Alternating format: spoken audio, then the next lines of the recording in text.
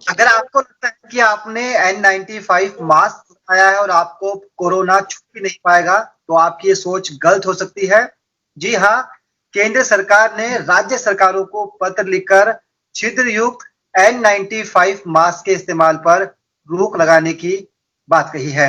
क्या वाकई N95 mask लोगों की सेहत के लिए खतरनाक है और ये कौन से मास्क है, किस कैटेगरी के मास्क है? इस मुद्दे पर चर्चा करेंगे। हमारे साथ कोविड एक्सपर्ट डॉक्टर आशीष जायसवाल जुड़े हुए हैं। आशीष जी, स्वागत है आपका। नमस्कार सर, कैसे माने कि N95 मास्क अब सेहत के लिए खतरनाक है, क्योंकि ज्यादातर लोग N95 मास्क लगाकर ही बाजार में घूम रहे हैं। लोगों को लगता है कि यही मास्क उनके लिए कवच का काम कर रहा है। देखिए, इसमें ना दो चीजें बहुत इंपॉर्टेंट हैं।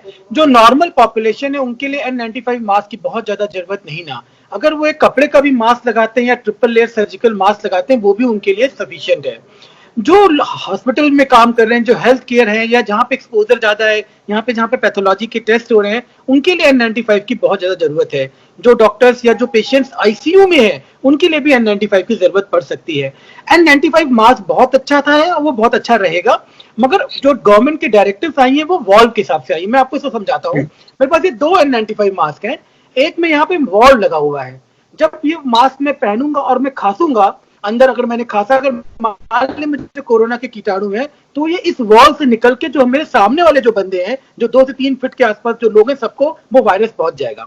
एक दूसरा N95 मास्क है, इसके अंदर कहीं कोई वॉल नहीं है, ये दोनों तरफ से क्लीन है। जब मैं इसके अंदर रखूंगा और खांसूंगा, तो सारा का सारा इसके अंदर ही जो इसकी ट्रिपल लेयर N95 की होती है वो एब्जॉर्ब कर लेगा। यानी N95 पहनना है, जिसको जरूरत है उसको पहनना है, मगर जो ये वॉल वाले मास्क है इनको नहीं पहनना है। जो N95 वॉल वाले मास्क होते हैं, ये जहाँ पे कंस्ट्रक्शन वर्कर हैं या जहाँ पे फैक्ट्रियों में काम हो रहा है, वहां पे जब एक्सपोजर होता है तब उनके लिए हम लोग बोलते हैं कि ये वॉल्व नहीं लेना है। जो N95 विद वॉल्व है, अगर कोई माइक्रोबियल इन्फेक्शन है तो आपके आसपास के लोगों को खतरा करेगा। पहनना है, मगर वॉल्व वाला नहीं पहनना है, केवल नॉर्मल पहनना है। और मैं ये सबको यही बोलना चाहूंगा आपके माध्यम से, अगर आपके सामने किसी ने N95 वॉल्व वाला पहना है, तो उनको भी ये ज्ञान दें कि आप प्लीज N95 वॉल्व वाला ना पहने, आप नॉर्मल मास्क पहने, ट्रिपल लेयर पहने, या कपड़े का ही मास्क पहन ले। जी। N95 मास्क की एक और प्रॉब्लम है। N95 0.3 माइक्रोन से नीचे वाले को 95% हटा देता है। यानी जो माइक्रोन छोटा है 0.3 से, जैसे आपका कोविड वायरस है, उसका जो डायमीटर है 0.1 माइक्रोन का है। तो मास्क, कोई भी मास्क पहने आप, वो फाइल वाला मंद नहीं होगा। इसका मतलब, ये कहने का मतलब हुआ कि जब हम नॉर्मल कपड़े वाला भी मास्क पहनेंगे, वो भी एक बैरियर की तरह काम करेगा। N95 भी बैरियर की तरह काम करेगा। इसलिए N95 के पीछे ना भागे और नॉर्मल कोई भी मास्क जरूर पहने। बट सर, लेकिन जिस तरह से ये वॉल्व वाले मास्क का प्रचार हुआ है, लोगों को लगता है कि इससे सांस लेने में आसानी रहती है, क्योंकि जो N95 विदाउट वॉल्व मास्क है, उसमें वो सर्कुलेशन नहीं हो पाता हवा का। ऐसे में ज्यादातर लोगों का झुकाव वॉल्व मास्क की तरफ होता है। और अब सरकार लगभग 3-4 महीने बाद कह रही है कि ये मास्क है, खतरनाक हो सकता है, क्योंकि इससे कोरोना रुकता नहीं है, बल्कि अगर कोई कोविड पेशेंट इसको लगाता है तो इससे कोरोना बढ़ता है। एकदम सही बोला, सरकार के डायरेक्टिव ठीक है और लोगों की बात भी ठीक है। जो मास्क है, जो हमारा मास्क है N95 जो मास्क है हमारा, जिसके अंदर वॉल्व लगा हुआ, वो खतरे वाला तो वही है। और इससे फायदा भी था, क्योंकि जब हम लोग सांस लेते हैं या खांसते हैं, ये जो एयर बाहर निकल जाती है तो आराम भी मिलता है। मगर मैं यही बोलूंगा, जो गवर्नमेंट के डायरेक्टिव हैं उसको फॉलो करें। अगर हमें थोड़ा सा सफोकेशन हो रहा है, हमें थोड़ी प्रॉब्लम हो रही है, तो हम उसको सहें, मगर इस तरीके से इन्फेक्शन को ना फैलाएं। जी। सरकार ने लेटर लिखा है, सेंट्रल गवर्नमेंट ने राज्य सरकार को लेटर लिखा है। इस लेटर में क्या कुछ है? क्या इस मास्क पर पूरी तरह से बैन की बात कही गई है? नहीं, केवल और केवल ये बोला गया जो वॉल्व मास्क है N95, उनका यूज हमको कम करना पड़ेगा, क्योंकि उससे लोगों को ज्यादा खतरा है। इसमें सरकार ने लिखा है कि N95 मास्क का जनता और स्वास्थ्य कर्मियों द्वारा अनुचित उपयोग होता है।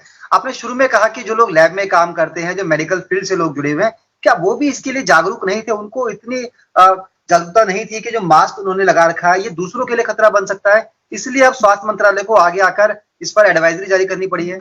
देखिए, अब जैसे मैं जिस अस्पताल में काम करता हूँ, वहां पे हम बिना वॉल्व का ही मास्क N95 यूज करते हैं।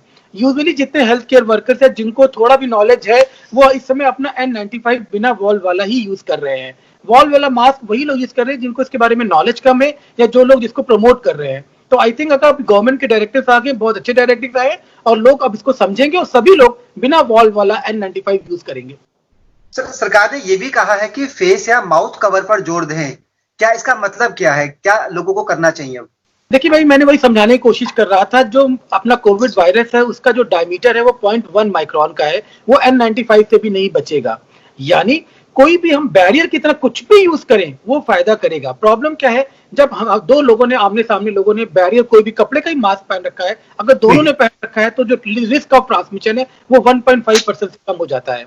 यानी कोई भी मास्क पहन सकते हैं, एक बैरियर की तरह काम आता है। जब भी हम खांसी कर रहे हैं, हम थूक रहे हैं, तो जो ये मास्क के कण ऊपर जा रहे हैं एरोसॉल, वो एरोसॉल हमारे मास्क में ही रुक जाने चाहिए, वो आगे ना जाने चाहिए। जो एरोसॉल जो हमारे खांसी के कण है वो मोटे कण है, वो किसी भी मास्क से रुक जाएंगे, उसके लिए N95 की बहुत ज्यादा जरूरत नहीं पड़ती है। जहां पे फाइन पार्टिकल जैसे आईसीयू है, वहां पे नेबुलाइज हो रहा है पेशेंट, वेंटिलेट हो रहा है पेशेंट, वहां पे स्मॉल एरोसॉल निकलते हैं और केवल स्मॉल एरोसॉल के लिए ही आपका N95 काम करता है। अन्यथा सारे तरीके के मास्क उतने इफेक्टिव जितने N95 है। डॉक्टर साहब, एक आखिरी सवाल, जिन लोगों को सांस से जुड़ी हुई समस्या हो तो उनको कैसा मास्क आप प्रेफर करेंगे? देखिए, जो सांस की जिनको जिनको अस्थमा या जिनको सीओपीडी है, उनके अंदर एयरवे का ना प्रेशर बहुत ज्यादा होता है, तो वो कोई भी मास्क पहनते हैं तो उनको एक लो लेवल का दिक्कत होती है, उनको ऐसा लगता है कि उनको सांस नहीं आ रही है। ये प्रॉब्लम पेशेंट को है।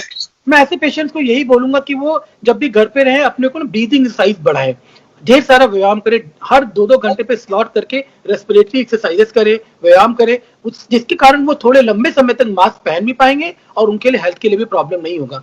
कोई भी हम मास्क पहनते हैं एक रेजिस्टेंस जनरेट करता है। जो पेशेंट बेचारा पुराना सीओपीडी या अस्थमा का है, उसमें तो ऑलरेडी रेजिस्टेंस है, तो ऐसे पेशेंट को बहुत जरूरी है कि एक्सरसाइज करें, अपना नेबुलाइजेशन प्रॉपर लें, अपना इनहेलर प्रॉपर लें, डॉक्टर से बात करें और मास्क भी जब भी निकले जरूर से पहने।